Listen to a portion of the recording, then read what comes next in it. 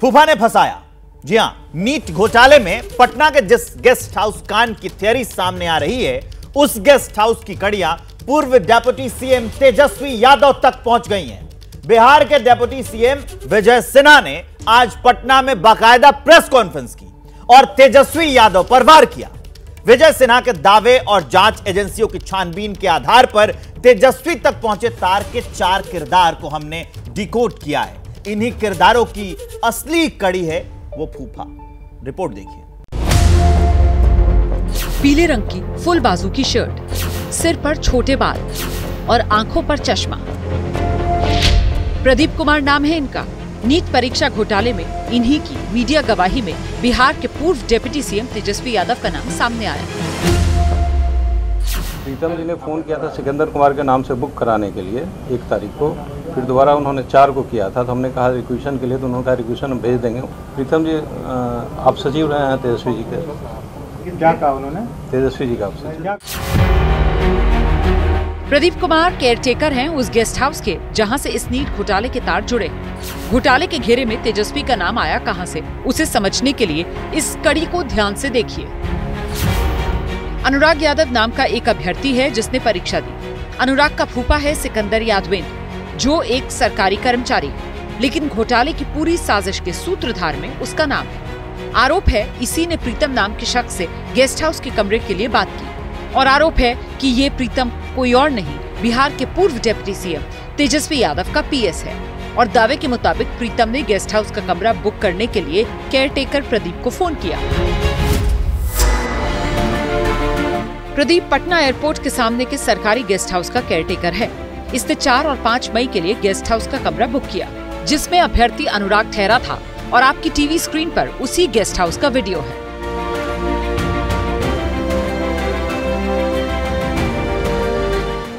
ABP news के reporter Shashank उस guest house में पहुंचे और अनुराग के ठहरने की पूरी जानकारी जुटाई।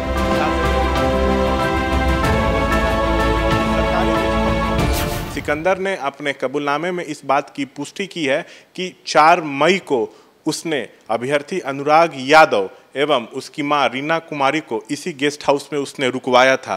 रीना कुमारी अपने बेटे अनुराग के साथ इसी गेस्ट हाउस में रुकी थी। कबूलनामे में सिकंदर ने इस बात की पुष्टि की है, जो अनुराग है वो सिकंदर का भांजा है। तो देखिए, ये सरकारी गेस्ट हाउस में इन लोगों को बाकायदा रुकवाया गया। सरकार के नाक के नीचे परीक्षा माफिया ने बड़ा खेल खेला है। जिसके आदेश पर ठहरने का उन्हें अवसर मिला था, 1 मई को तेजस्वी यादव के आप सचिव प्रीतम कुमार के मोबाइल नंबर में पथ निर्माण विभाग में कार्यरत प्रदीप कुमार के मोबाइल पर NHI गेस्ट हाउस में सिकंदर कुमार यादवेंदु के लिए कमरे की बुकिंग कराने के लिए फोन आया था। 4 मई को सुबह 8:49 बजे प्रीतम कुमार के मोबाइल नंबर 7488 प्रदीप कुमार के मोबाइल पर कॉल कर सिकंदर कुमार यादवेंदु के लिए कमरे के बुकिंग के लिए स्मारित किया। डिप्टी सीएम विजय सिन्हा ने तेजस्वी के पीएस प्रीतम और गेस्ट हाउस के कर्मचारियों के कॉल डिटेल्स और व्हाट्सएप मैसेजेस की जानकारी मीडिया से साझा की।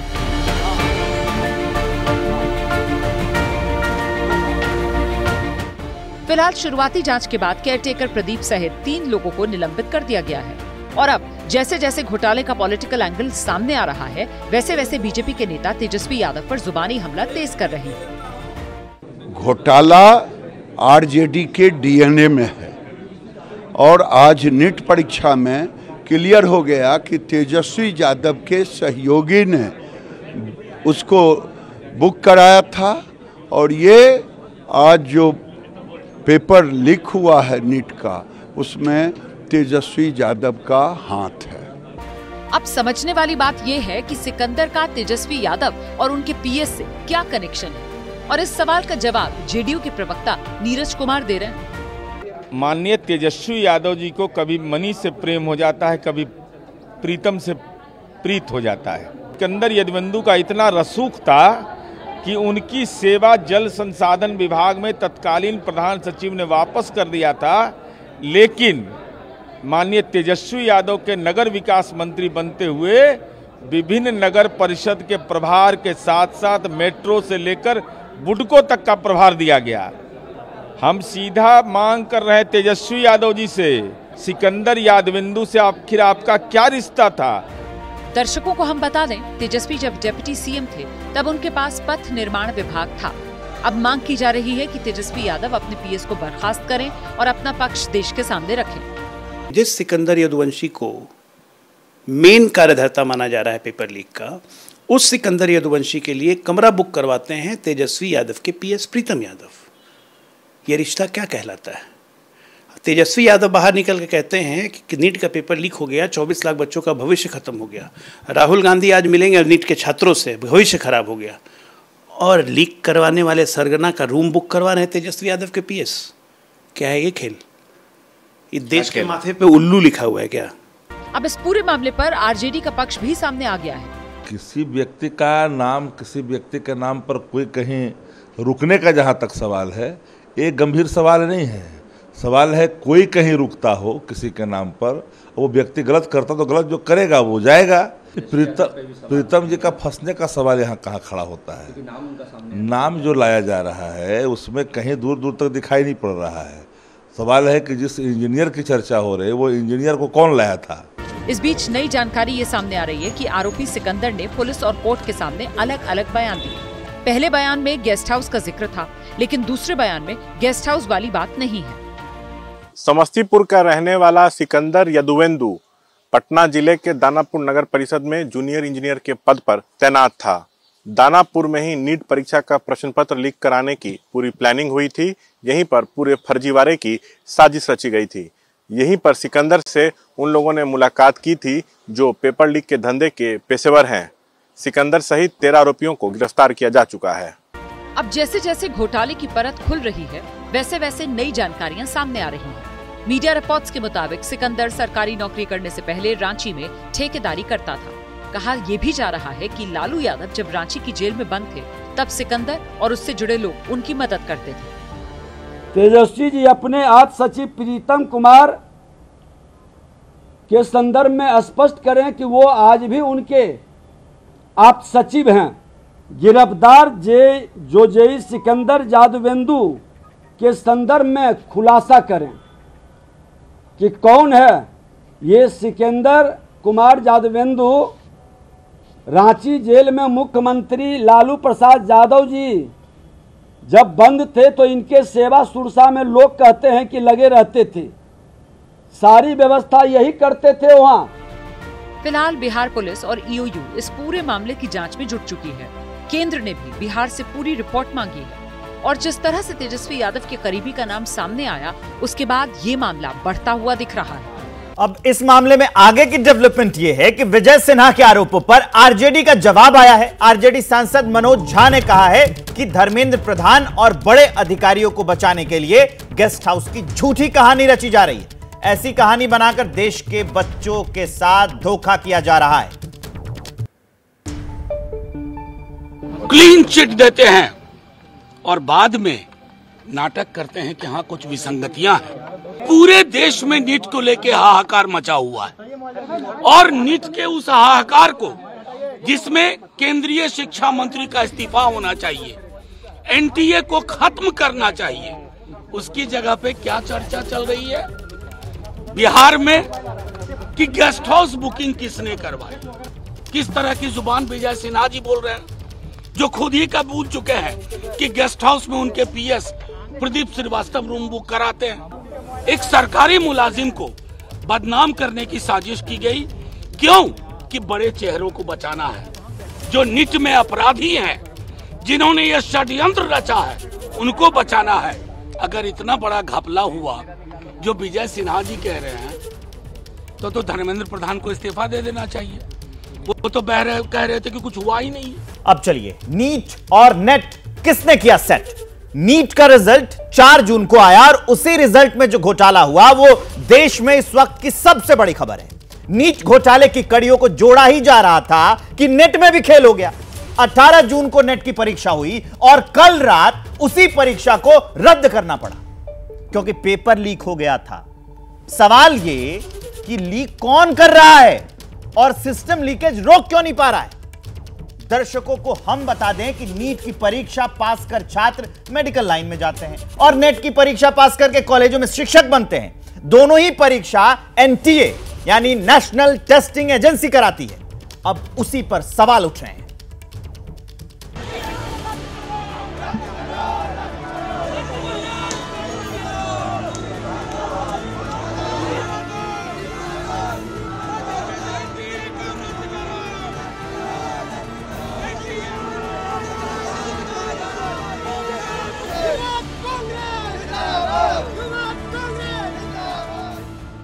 यूजीसी नेट रद्द, अब नीट का क्या होगा?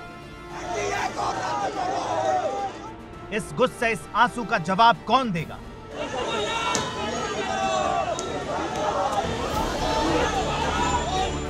यूजीसी नेट परीक्षा तो रद्द हो गई, लेकिन नीट पर संग्राम जारी। शिक्षा मंत्री धर्मेंद्र प्रधान के आवास के बाहर नकली नोटों की गड्डियां उड़ाते ये हैं एनएसयूआई के वर्कर। नीट के मुद्दे पर एनएसयूआई ने हल्ला बोल दिया है। एनएसयूआई प्रदर्शन कर रही है केंद्रीय शिक्षा मंत्री धर्मेंद्र प्रधान के घर के ठीक बाहर और हाथों में नोटों की गड्डियां हैं। इन एनएसयूआई के जो नेता कार्यकर्ता आए हुए हैं, एनएसयूआई के राष्ट्रीय अध्यक्ष वरुण चौधरी गाड़ी पर खड़े होकर के हाथों में गड्डियां लहरा रहे हैं। क्या प्रदर्शन किया जा रहा है?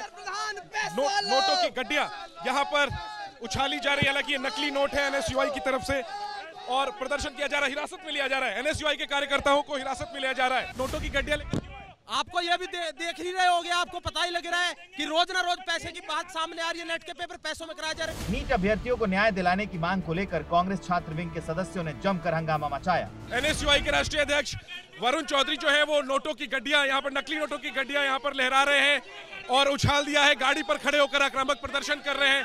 हिरासत में लिया जा रहा है एनएसयूआई के कार्यकर्ताओं को। वरुण नोटों की गड्डियां। मैं आया हूं कि मैं चाहता हूं धर्मेंद्र प्रधान जी, जो कोचिंग वालों का पैसा है वो वापस दे दो। हम पैसा दे देंगे, नीट के छात्रों को न्याय दे दो, ये पेपर दोबारा री एग्जाम करा दो और एनटीए को बैन कर दो। एनएसयूआई का प्रदर्शन शिक्षा मंत्री के घर के बाहर हुआ। शिक्षा मंत्रालय के बाहर भी छात्र पहुंचे और विरोध प्रदर्शन किया। शिक्षा मंत्रालय के बाहर बड़ी संख्या में आपको छात्र संगठन दिखाई देंगे। नेट परीक्षा देने वाले अभ्यर्थी दिखाई देंगे जो मांग कर रहे हैं कि एनटीए को पूरी तरह से स्क्रैप किया जाए।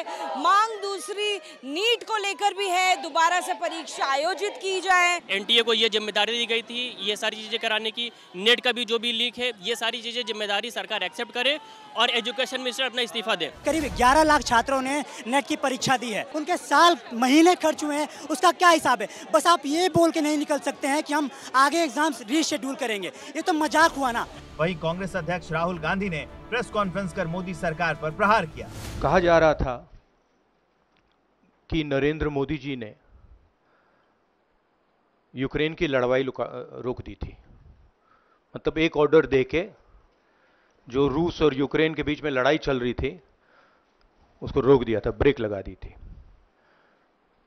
इजराइल और गाजा के बीच में जो लड़ाई चल रही थी उसको भी नरेंद्र मोदी जी ने रोक दिया था।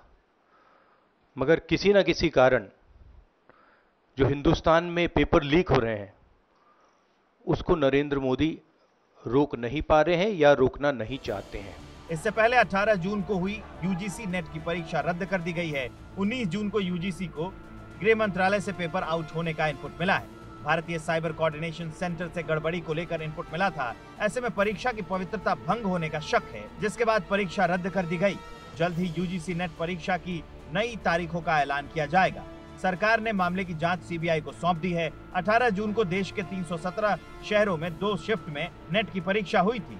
करीब 10 लाख छात्र इस परीक्षा में शामिल हुए थे। 83 सब्जेक्ट्स के लिए यूजीसी नेट की परीक्षा हुई थी। नेक्स्ट डे ऑफ एग्जामिनेशन जल्दी ही कन्वे कर दी जाएगी और इसके साथ ही मैटर को सीबीआई को भी रिफ़र कर दिया गया है, ताकि जो भी पॉसिबल अगर कोई ऐसा इन्वॉल्वमेंट है तो सभी लोगों को उनको खिलाफ कार्रवाई की जा सके। स्टूडेंट्स का हित हमारे लिए सर्वोपरि है और हम सभी कमिटेड हैं और सभी एजेंसी के साथ हम काम कर रहे हैं और इसीलिए प्रोएक्टिव स्टेप लिया गया है ताकि कोई भी ये क्लेम ना कर पाए कि स्टूडेंट्स के हित की किसी भी तरह की कोई कंप्रोमाइज़ की जा रही है। नए सिरे से परीक्षा कराने के लिए जल्द ही तारीख का ऐलान किया जाएगा। छात्र इसको लेकर खासे नाराज हैं। एबीपी न्यूज ने देश के कई हिस्सों में जाकर उन छात्रों से बात की जिन्होंने यूजीसी नेट की परीक्षा दी। जो छात्र हैं वो हजरतगंज चौराहे पर प्रदर्शन करने जा रहे हैं और ये पुलिस के साथ धक्का मुक्की हो रही है उनकी।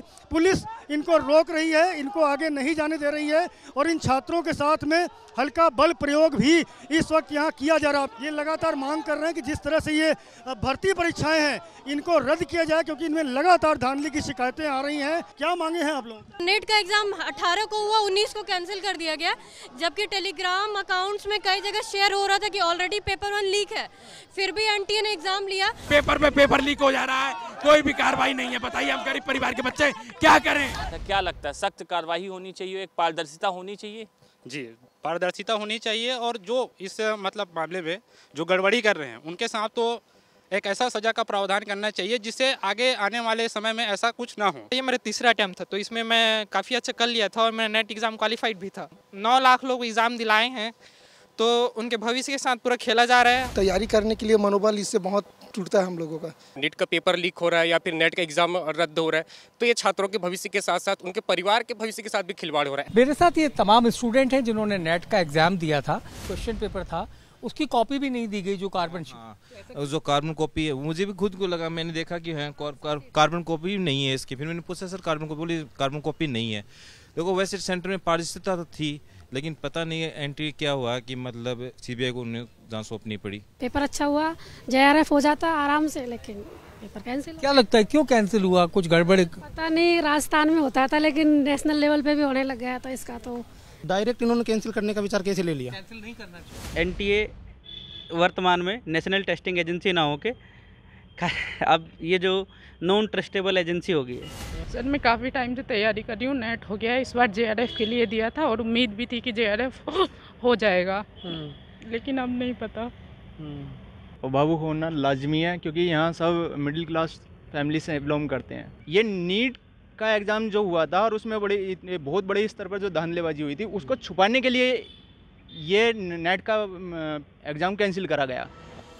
छात्र नाराज हैं। सरकार यूजीसी नेट परीक्षा रद्द कर आगे एक्शन की बात कर रही है तो पूरा विपक्ष एक सुर में सरकार पर हमलावर। प्रधानमंत्री मोदी जी ने नीट के द्वारा लगभग 24 लाख बच्चों को बेसहारा छोड़ दिया है और अभी नेट के परीक्षा के द्वारा लगभग 9 लाख बच्चों को बेसहारा और अकेले और बेबस छोड़ दिया है। लोगों के साथ विश्वासघात हुआ है। बच्चों के साथ आज इतने उनके कठिनाइयों पर, उनके परिश्रम पर पानी फेंक दिया गया है। जहाँ जहाँ भाजपा की सरकार है वहीं ये क्यों हो रहा है? बिहार में, गुजरात में वही इसके केंद्र बिंदु है। प्रधानमंत्री जी दिखावा करने के लिए परीक्षा पे चर्चा तो करते हैं। जब से भाजपा सरकार आई paper leak, paper leak, paper leak, बड़ी जो प्रतिष्ठित परीक्षाएं हैं उनमें भी लीक हो रहा है। यूजीसी नेट परीक्षा तो रद्द हो गई लेकिन अब सवाल है कि नीट का क्या होगा क्योंकि ये परीक्षा पहले से सवालों के घेरे में है और मामला देश के भविष्य से जुड़ा है।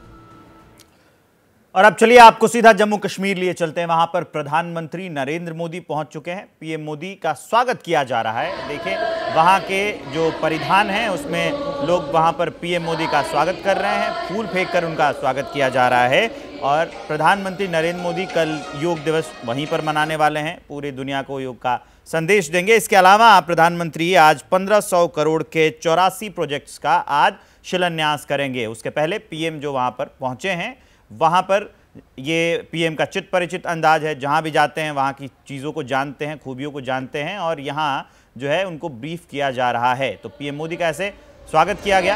कल योग दिवस है, डल झील के पास जो है पीएम मोदी वहीं पर योग करेंगे और विश्व को योग का संदेश देंगे। आज जो है पीएम मोदी श्रीनगर के शेर कश्मीर इंटरनेशनल कॉन्फ्रेंस सेंटर में empowering youth transforming Jammu Kashmir event में शामिल होंगे। वहीं पर 1500 करोड़ के 84 प्रोजेक्ट्स का शिलान्यास पीएम मोदी करने वाले हैं। और प्रधानमंत्री नरेंद्र मोदी का संबोधन जैसे ही होगा हम आपको फिर से वापस वहां लिए चलेंगे, अपडेट आपको देंगे। लेकिन उससे पहले यह खबर जरा देख लीजिए। नीतीश को झटका, आरक्षण प्लान अटका। पिछले साल नीतीश कुमार की सरकार ने जातीय सर्वे के बाद बिहार में आरक्षण का कोटा बढ़ा दिया था। कुल 75% आरक्षण हो गया था। अब आज पटना हाई कोर्ट ने नीतीश कुमार के फैसले को पलट दिया है और पुरानी व्यवस्था फिर से लागू करने के आदेश दिए हैं। जब यह आरक्षण का फॉर्मूला लागू हुआ था तब बिहार में नीतीश कुमार और तेजस्वी यादव की सरकार थी। अब वहां बीजेपी के साथ नीतीश सरकार चला रहे हैं।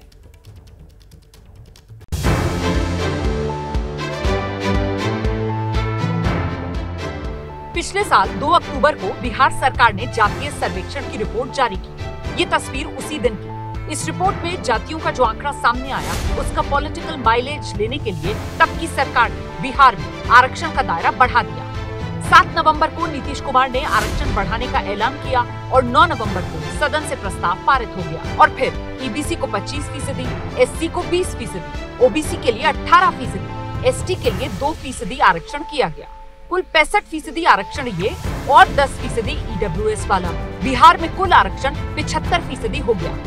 मामला हाईकोर्ट पहुंचा और फिर लंबी सुनवाई के बाद आज कोर्ट ने कह दिया ये संविधान सम्मत फैसला नहीं और एक तरह से पॉलिटिकल डिसीजन है ये। तो इस पर हाईकोर्ट ने आज जजमेंट देते हुए स्पष्ट कर दिया कि बिहार सरकार ने जो रिजर्वेशन का संख्या 50% से 65% बढ़ाए थे वह अनकॉन्स्टिट्यूशनल है, इलीगल है। तो मेरे समय से जो हाईकोर्ट का निर्णय है बहुत ही उचित निर्णय है। नवंबर से पहले ईडब्ल्यूएस के 10% को छोड़ दें तो 50% ही आरक्षण था। सरकार ने 15% आरक्षण का दायरा जातीय सर्वे के आधार पर बढ़ाया था, जिसे आज अदालत ने खारिज कर दिया। पीआईएल करने वाला भी भाजपा वाले ही लोग हैं, वो रुकवाने वाले भी भाजपा वाले ही लोग हैं। और ये तो मार्च में इसकी बहस पूरी हो गई थी। ये तो चुनाव के बाद बस आज जो है ये खबर आई है।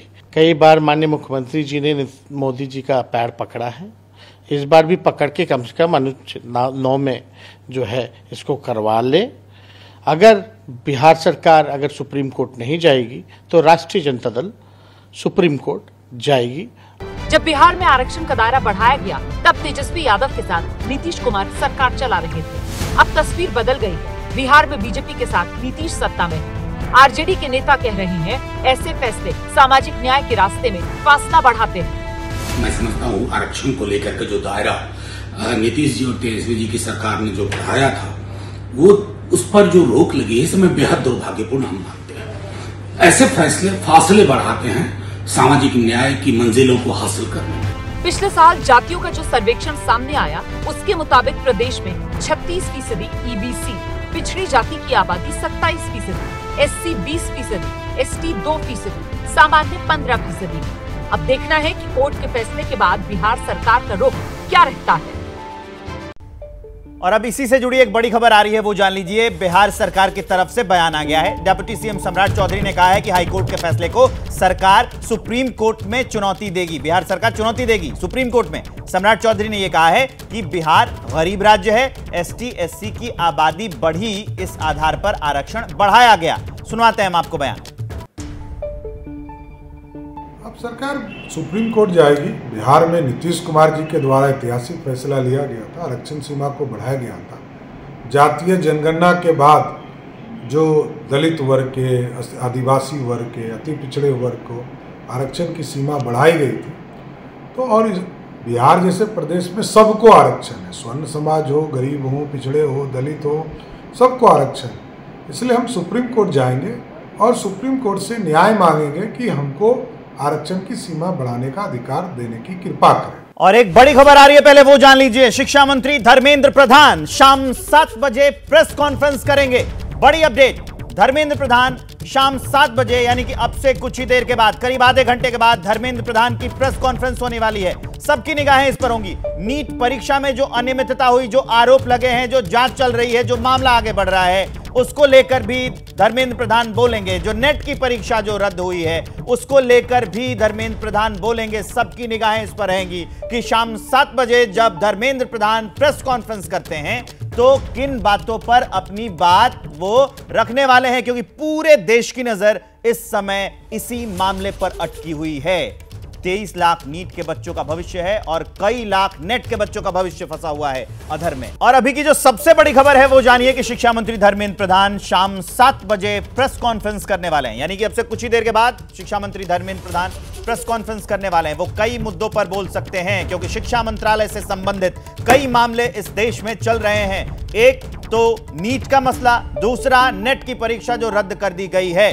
नीरज पांडे फोन लाइन पर इस खबर को विस्तार देने के लिए मेरे साथ जुड़ गए हैं। नीरज, यही दो मामले रहने वाले हैं जिस पर शिक्षा मंत्री बोलेंगे और सबको मुझे लगता है कि शिक्षा मंत्री के इस प्रेस कॉन्फ्रेंस का इंतजार है कि वो क्या कहते हैं। बिल्कुल विवेक, आपने बिल्कुल ठीक कहा। सबको शिक्षा मंत्री के प्रेस कॉन्फ्रेंस का इंतजार है कि वो क्या बोलने वाले हैं, क्योंकि नीट के बाद यूजीसी नेट की परीक्षा विवादों में आई है, जिसकी वजह से यूजीसी नेट कल रद्द भी कर दी गई और पूरे मामले की जांच सीबीआई को भी सौंप दी गई है। और इसके बाद से नीट की परीक्षा को लेकर और तेज बयानबाजी शुरू हो गई। आज आपने देखा राहुल गांधी ने किस तरह सरकार को घेरने की कोशिश की और सरकार पर बहुत ही गंभीर आरोप भी लगाए कि तरह तरह से छात्रों के बच्चों के भविष्य को खतरे में डाल रही है सरकार। तो ऐसे में धर्मेंद्र प्रधान अब सामने आ रहे हैं। धर्मेंद्र प्रधान वैसे पहले भी 2 प्रेस कॉन्फ्रेंस कर चुके हैं और अब फिर से एक बार सामने आ रहे हैं और सरकार का पक्ष रखेंगे। सरकार की क्या प्लानिंग है वो उसके बारे में बताएंगे। नीरज, देखिए क्या है कि जब घटनाएं होती हैं और अभी घटनाएं हाल में जो हो रही हैं उनसे हम इसकी अगर जोड़ें कड़िया, तो अभी मुझे लगता है कि इससे पहले धर्मेंद्र प्रधान लगातार आकर मीडिया से बातचीत कर रहे थे। अभी कुछ देर पहले 3 बजे के आसपास, 3 साढ़े 3 बजे तक राहुल गांधी ने प्रेस कॉन्फ्रेंस की, गंभीर आरोप लगाए। तो क्या ये उसका असर है क्या कि धर्मेंद्र प्रधान अब प्रेस कॉन्फ्रेंस करने वाले हैं? देखिए, विपक्ष जब कोई बड़े सवाल खड़े करता है तो सरकार का ये नैतिक कर्तव्य भी हो जाता है कि उसका जवाब दिया जाए। मुझे लगता है धर्मेंद्र प्रधान सामने आ रहे हैं। वो सरकार क्या कर रही है इस पूरे मसले पे, सरकार की अब तक की क्या फैक्ट फाइंडिंग है, सरकार ने अब तक किया क्या है, बच्चों के जो भविष्य का मसला है उसमें सरकार का क्या रोल है, इन सारे विषयों पर मुझे लगता है कि सरकार की तरफ से शिक्षा मंत्री के तौर पर वो सामने आएंगे और अपनी बात रखेंगे। और इस मंच से राहुल गांधी के भी उन तमाम सवालों का जवाब भी हो जाएगा जो सवाल उन्होंने खड़े किए हैं, खास बच्चों के भविष्य को लेकर। तो अभी देखिए क्या है कि देश भर में जो नीट के परीक्षार्थी रहे हैं, उसके साथ यूजीसी नेट के तमाम 9 लाख से ज्यादा परीक्षार्थी रहे, इन बच्चों के मन में एक तरह तरह की बातें हैं कि आखिर जो चीजें हुई हैं उससे हमारा भविष्य क्या होगा। यूजीसी नेट के परीक्षार्थियों के दिमाग में भी है, ये भी लोग उम्मीद लगाए बैठे हैं, छात्र, उनके अभिभावक और लोग ये भी उम्मीद लगाए बैठे हैं धर्मेंद्र प्रधान से कि वो एनटीए जो नेशनल टेस्टिंग एजेंसी है, जिसकी भूमिका सवालों के घेरे में है, जिसकी जो कार्यप्रणाली है वो सवालों के घेरे में है, जो खुद को ट्रांसपेरेंट कहती है और कई जगह एफआईआर हुए हैं, पेपर लीक के सबूत आ रहे हैं, उस पर भी धर्मेंद्र प्रधान बोलेंगे। निश्चित रूप में विवेक, इन सभी सवालों का जवाब धर्मेंद्र प्रधान को देना पड़ेगा। बतौर विभाग के मुखिया होने के नाते उनकी जिम्मेदारी भी हो जाती है कि इस पर स्पष्टीकरण दें और सरकार का पक्ष रखें। और धर्मेंद्र प्रधान को इस बात का भी जवाब देना चाहिए कि शिक्षा मंत्रालय संभालते ही उनका बयान आया था कि कोई भ्रष्टाचार नहीं हुआ है। बाद में जब सबूत मिलने लगे तो उन्होंने माना कि 2 जगहों पर भ्रष्टाचार हुआ है। आज मुझे लगता है कि ये सारी चीजें कुछ ही देर में जो प्रेस कॉन्फ्रेंस होने वाली है उसमें क्लियर हो जाएंगी। पूरे देश की निगाहें इस प्रेस कॉन्फ्रेंस पर टिकी होगी। नीरज, आप हमारे साथ बने रहिए। अब चलिए अगली बड़ी खबर का रुख करते हैं। प्रधानमंत्री नरेंद्र मोदी कश्मीर पहुंचे हुए हैं, जम्मू कश्मीर। वो यहां पर आज 1500 करोड़ की योजनाओं की सौगात देने वाले हैं। तो पीएम मोदी की ये तस्वीरें हम आपको सीधे जम्मू कश्मीर से दिखा रहे हैं। योग दिवस कल मनाया जाएगा, वहां पर एक इंटरनेशनल इवेंट रखा गया है डल झील के किनारे, वहीं पर पीएम मोदी कल करने वाले हैं योग। उसके अलावा आज प्रधानमंत्री नरेंद्र मोदी जो हैं वो empowering youth transforming Jammu Kashmir event में शामिल होंगे और 1500 करोड़ के 84 प्रोजेक्ट्स का शिलान्यास भी करेंगे। कल जो योग दिवस मनाया जाएगा सुबह 6:30 बजे से ही प्रोटोकॉल के तहत जो है वो अब योग दिवस मनाएंगे डल झील के किनारे। लेकिन आज प्रधानमंत्री नरेंद्र मोदी कश्मीर पहुंच चुके हैं और 1500 करोड़ की योजनाओं की सौगात कुछ ही देर में देने वाले हैं। इसी पर मेरी सहयोगी मनोज्ञा लोईवाल, उनकी एक रिपोर्ट है, वो हम आपको दिखाते हैं। अंतर्राष्ट्रीय योग दिवस के मौके पर प्रधानमंत्री नरेंद्र मोदी 21 जून को श्रीनगर में भव्य कार्यक्रम में शिरकत करेंगे जिसे डल लेक के किनारे आयोजित किया जा रहा है।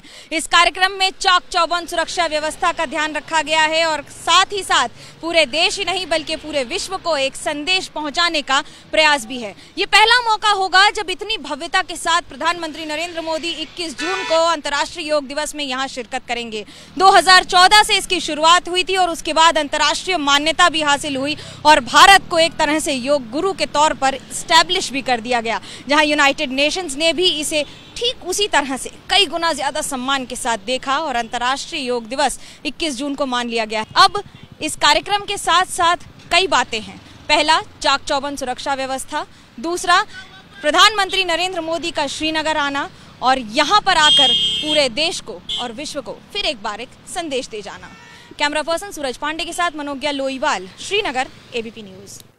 तो ये मनोज्ञा लोईवाल की रिपोर्ट हमने आपको दिखा दी। इसके अलावा जो सबसे ताजी तस्वीरें हैं वो देख लीजिए। प्रधानमंत्री नरेंद्र मोदी इस समय जम्मू कश्मीर पहुंच चुके हैं और वहां पर विभिन्न कॉलेजेस और यूनिवर्सिटीज के तमाम छात्र और छात्राएं हमारे साथ ऑनलाइन जुड़े हैं।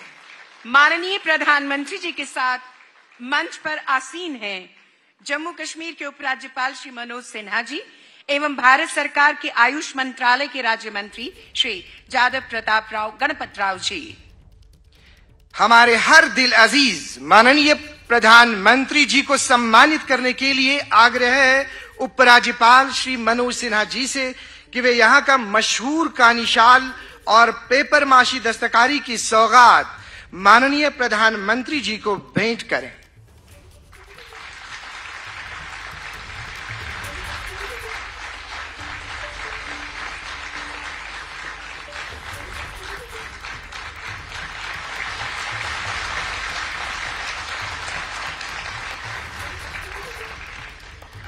उपराज्यपाल मनोज सिन्हा जी से स्वागत है और उनको कहा जाता है कि उद्बोधन का आपके लिए हम विनम्र निवेदन करते हैं, मंच पर आकर आप अपना उद्बोधन दें। माननीय उपराज्यपाल जी।